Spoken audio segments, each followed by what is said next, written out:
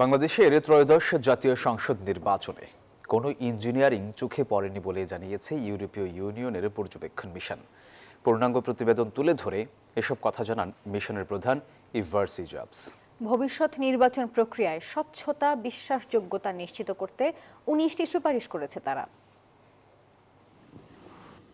বাংলাদেশের ত্রয়োদশ জাতীয় সংসদ নির্বাচনে দীর্ঘমেয়াদী ও স্বল্পমেয়াদী সহ মোট 2 শতাধিক পর্যবেক্ষক কাজ করেছে ইইউ নির্বাচন পর্যবেক্ষণ মিশনের। নির্বাচনের দুদিনের মধ্যেই প্রাথমিক প্রতিবেদন প্রকাশের প্রায় 2 মাস পর তারা পূর্ণাঙ্গ প্রতিবেদন তুলে ধরল।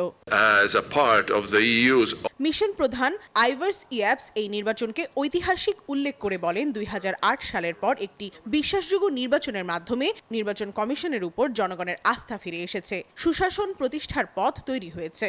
Spanish digital print tiles, ATI tiles, এক টাইলসে জীবন পার। They were highly competitive and professionally managed. Despite lingering concerns, elections took place peacefully, and that achievement should be acknowledged.